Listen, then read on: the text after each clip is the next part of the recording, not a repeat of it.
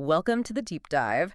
Today, we're tearing into a really unusual source. It's a narrative that almost reads like a modern fable called The Chalkboard Doodles That Moved. Yeah. It's this story about the sudden, very tangible power of imagination, and also, maybe surprisingly, about how quickly you need limits when that power just goes live. That's right. Yeah. I mean, it looks like it's just about an elementary school classroom on the surface, but it's actually a brilliant sort of conceptual case study. Okay. We're going to try and extract the core lessons here on how that kind of high-velocity creative energy shows up, and maybe more importantly, the strategies you need to manage the chaos that comes with breakthrough success. Okay, so let's unpack this then. Our mission today is to look past the sort of whimsical surface and really get what this narrative tells us about creativity, yes, but also responsibility and managing these sudden, powerful ideas. We want to focus on the really memorable details that make these lessons come alive for you.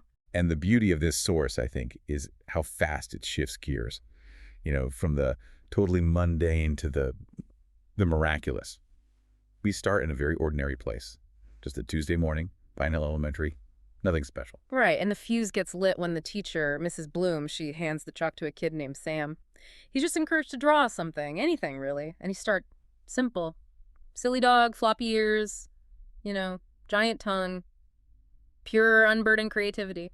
But the crucial moment, the part where everything changes. Yeah. The source notes that the second Sam finished drawing the tail, the dog wiggled. Wow. Yeah, this isn't just like an idea in his head anymore. This is physical. It's real. Its ears flopped, tongue wagged, and this is the kicker, it leapt right off the board. Leapt off the board and immediately starts chasing giggling children. I love that part. The first consequence isn't some great insight. It's just chaos. But, chaos mixed with wonder. It's exciting, but totally disruptive. And what's fascinating here, I think, is how the source immediately frames creativity as this external, almost kinetic force. In real-world terms, this could be the moment your startup idea or maybe a new app hits its, minimum viable stage. Right. It works, but now what? Exactly. It's exciting, but it instantly brings in unpredictable user chaos, right? The source makes it clear. Imagination, once it's realized, is inherently kind of magical. Yeah. It breaks the normal rules, and you immediately have to deal with where it's going, which might not be where you planned. So, okay, Sam proves the concept. The dog is real. It's running around. And then the floodgates just open. The source says the kids gasp, but then almost instantly, collaboration takes over. Another kid, Mia, shouts, "Draw more." Yes. They realize, wait, we can all do this. It's not just Sam's magic. Right. And the creation instantly becomes this group effort. The complexity, the chaos, it just scales up exponentially. Suddenly the room is full of bouncing doodles. And this is where I think we need to look closely at what they drew, because these aren't random. They reflect different kinds of creative output. Precisely. Different types we deal with all the time. Okay, like what? Well, there's the big, visual, flashy stuff. The source specifically mentions a chalk rocket.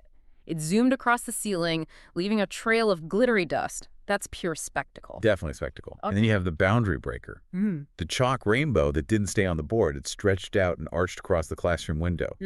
That's an idea refusing to be contained, right? Yeah, like a project suddenly needing a much bigger scope. Or maybe forcing you to look beyond your initial market. That's your disruptive pivot, maybe. Okay, but wait, hold on a sec. We've got the spectacular rocket zooming around, leaving glitter, potentially dangerous, right? Pure spectacle. And yet the narrative also focuses on something much sillier.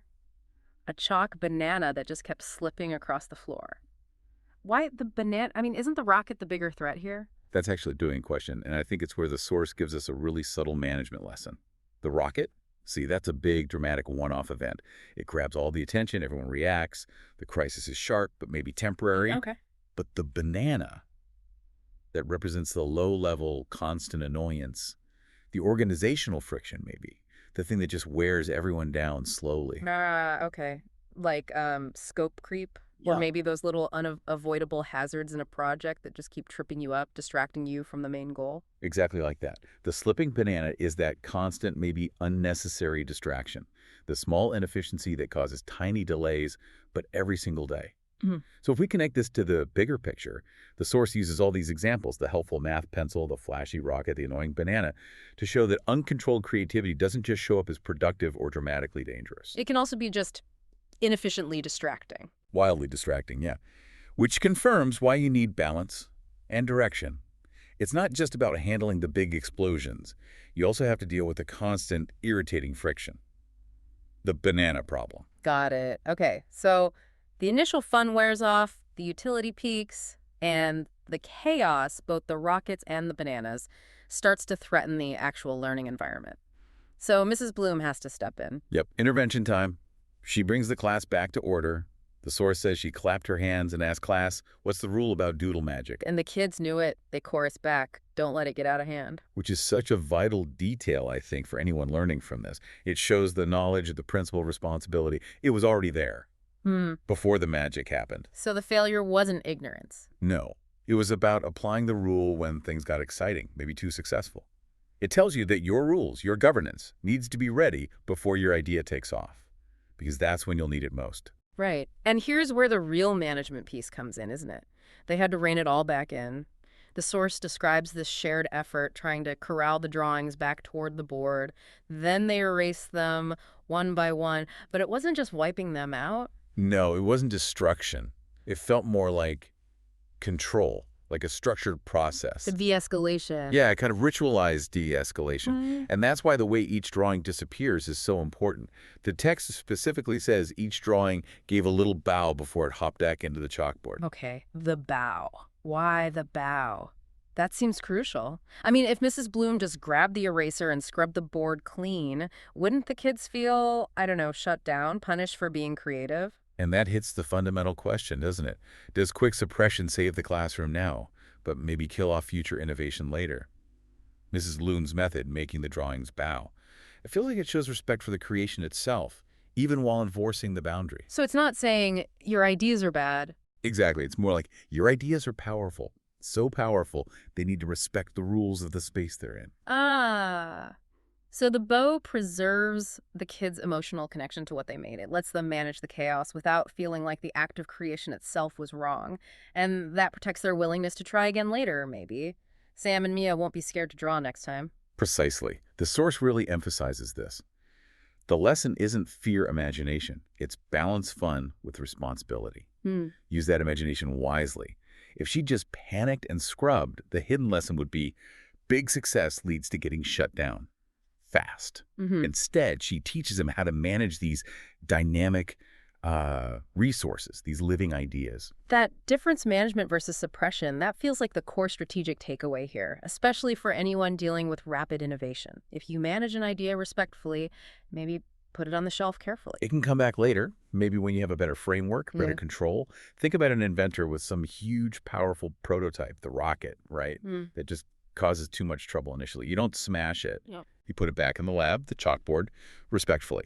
So you can revisit it when you're ready to handle its power. Okay, so let's zoom out a bit. Let's recap the main lesson here, pulled from that what kids will learn idea in the source. Yeah, the central finding seems pretty clear. Creativity. It's powerful, it's fun, it can even feel a little magical, but it absolutely requires responsibility. You have to know when and, crucially, how to rein things in.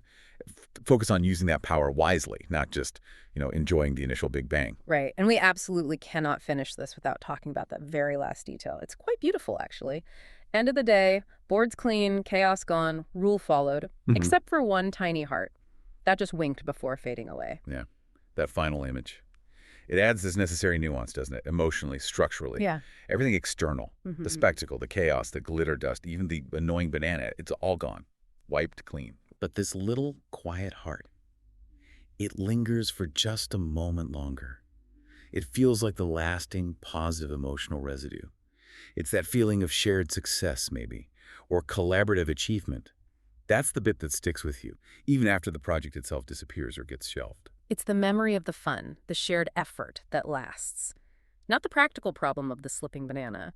It suggests the most enduring impact isn't the physical thing you made, but maybe the connection, the lesson learned together. I think that heart is the proof Mrs. Bloom got it right. She managed the output without killing the emotional core of the input. The kids leave with this sense of shared magic, of accomplishment, not the sort of bitterness of being censored. They learn that shared imagination works best when it's, well, balanced and truly shared.